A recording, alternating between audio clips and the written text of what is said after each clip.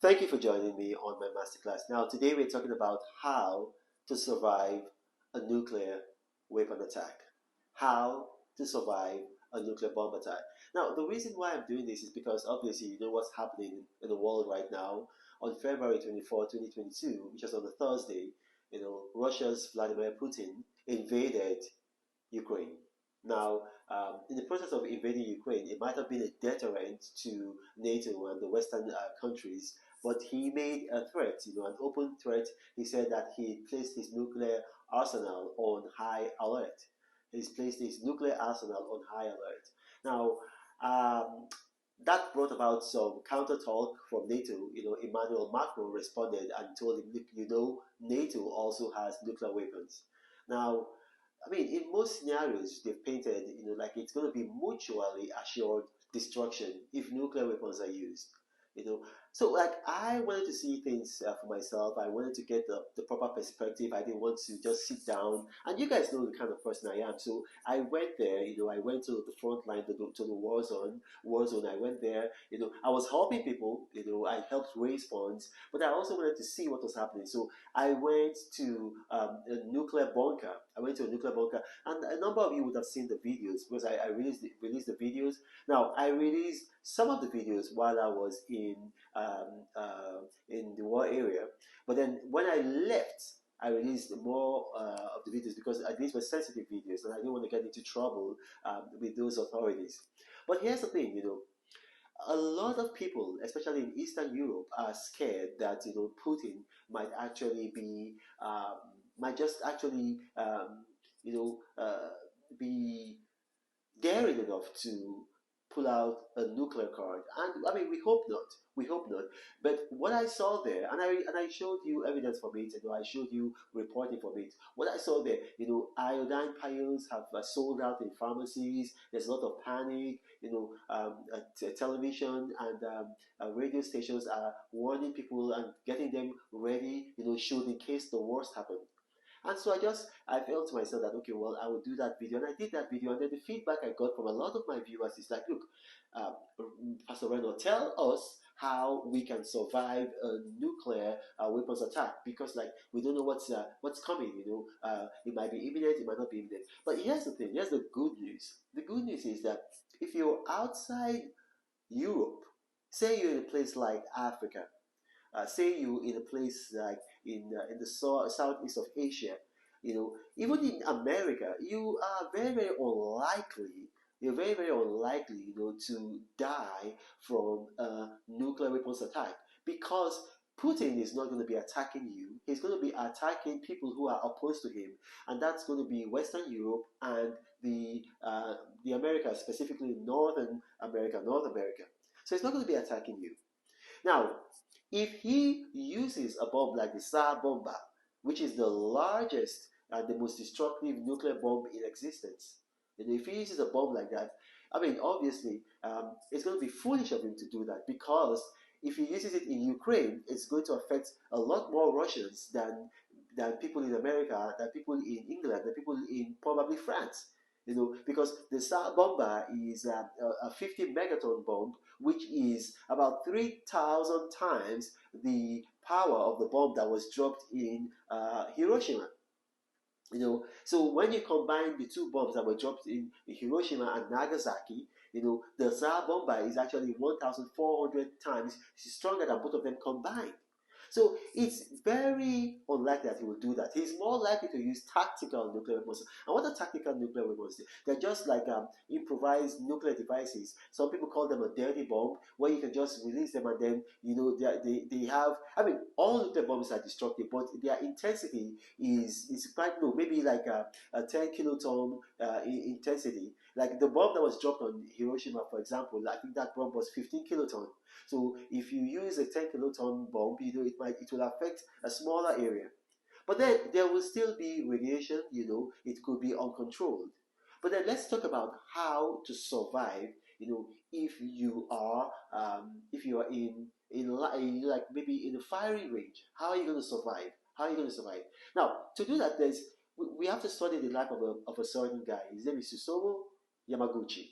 Susomu Yamaguchi. Now, He's a Japanese man. He's a Japanese fellow. Now, this guy, he was in Hiroshima on August 6th, 1945, when the first atom bomb or the first nuclear bomb was dropped. And it was actually 3 kilometers, just 3 kilometers from the epicenter, that's the ground zero of the bomb. And yet he survived. He survived. How did he survive? He jumped into a ditch because he saw the plane coming, and then they were prepared for a bomb raid, so he thought it was just a regular bomb. He jumped into a ditch and he survived.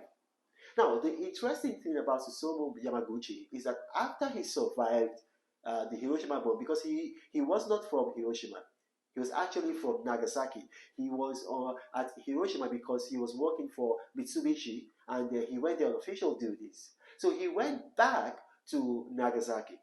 And then 3 days later, on August 9th, there was another nuclear attack, at Nagasaki. And this man, he was born, in Hiroshima. He was completely, blackened by the effects of the bomb. His skin was burned. His own wife could not recognize him.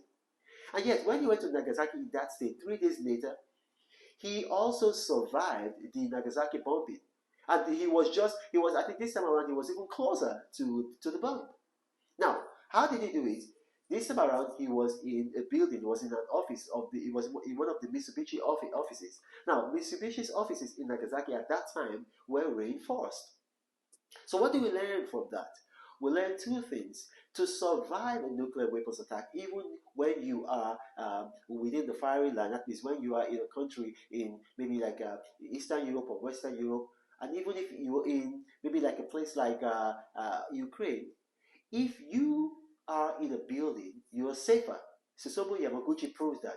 And especially if you are in a building with fewer windows. Now, if you can find a building with fewer windows, that's okay. But stay in the building and stay away from the windows. Because the windows are going to shatter. It's not made, so they will shatter. And then that increases your likelihood of dying, not from the bomb itself, but from the shattering of the windows. So you want to stay away from the windows. And that's one. Now, two, if it's better, because you see, the first time it was in a ditch. So if you can be in a ditch, like in a basement in a building, then your chances of survival have actually shot up something by about 84%. So now, a lot of countries have these basements. Like in Switzerland, they have enough. They call them, it's not just basements, they call them nuclear bunkers. They have them in Switzerland for enough of their population. Only 2 countries on earth have enough for their population. Not even Russia. Just 2 countries. And the 2 countries are Switzerland and Albania. Now, the issue with Albania is that they didn't have enough before, but there was massive, very, very massive immigration out of Albania in the 90s, in the fall of the Iron Curtain. And so now their population is so few that the nuclear bunkers that they have is enough. But for all other countries, you don't have enough. So just get into a building, avoid the windows, and then if that building has a basement, then go to the basement. Because if you think about it, Susumu Yamaguchi, he survived Hiroshima by being in a ditch. He survived Nagasaki. It wasn't in a ditch, it was just in a building, a reinforced building. And even in Hiroshima, a lady that was just 300 meters, now listen to me, just 300 meters from the ground zero, the epicenter of the bomb, she survived. She was in a reinforced building in a bank, just like that. She survived. But then here's the thing, it's not just the bomb, because, if you consider that, okay, right now they've got Russia has got a powerful bomb like the Tsar bomber, which is a 50 megaton bomb. I've told you, like it's combined is 1,400 times the power of the bombs that were dropped in Hiroshima and Nagasaki, and individually it's about 3,000 times the power. So obviously it will have a wider epicenter. So maybe like the epicenter is going to be much wider. But here's the thing: even if you're outside, you can still survive. You can still survive because it does have a radius that it can go through. It just have a radius, So if you're looking at like the Tsar bomber, the radius where the blast is more likely to do the most damage is just going to be like a radius of 50 miles all around. A radius of about 50 miles all around, or so say the experts. 50 miles all around. But here's the thing: after the bomb, if you remember the mushroom cloud, The mushroom cloud is the radioactive particles, they call it the radioactive sand, going up into the atmosphere. It's going up into the atmosphere. And then, whatever goes up must come down. So it's going to come down. So I mean, like they say, you have anywhere from between 10 to 12 minutes before it comes down. So what you need to do is, even if you were outdoors and you survived, it's not going to be over. You have the shock wave, and then you've got the radioactive dust that is coming. So you want to take shelter inside a building. You want to take shelter inside the building, and then when you get into the building, what you want to do is, like, you want to take off your clothes. Why? Because your clothes are going to be likely contaminated, and then you want to take a shower. You want to take a shower quickly to wash off the radioactive particles from your body. Now, if you were in a building already and you were in the basement, I mean, you still want to do the same thing, just to be sure. But here's another thing, right now, if you are so scared, if you are very, very concerned, you need to get potassium iodide, or what they call iodine. You need to get iodine pills.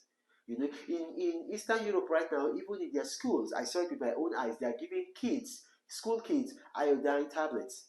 Everybody's right. You can't even walk into, like, they call it an apotheke.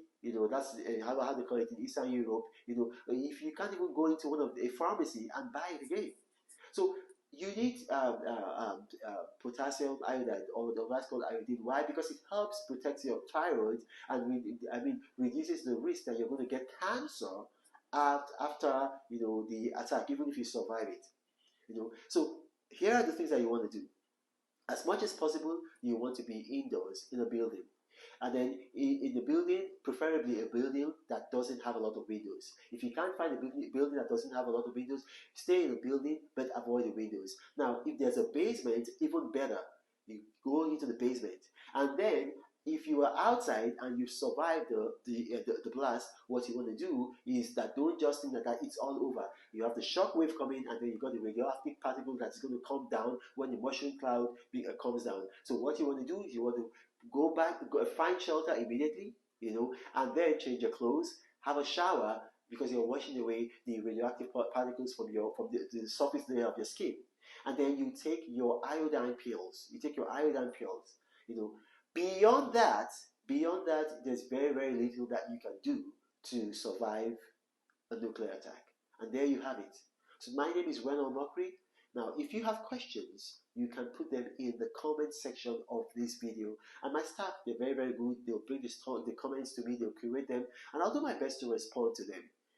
But then, like I said, it is very unlikely to happen. Why? Because Russia knows that NATO, they have nuclear weapons. So there's going to be a counterattack. And it's going to be very foolish of them to do that.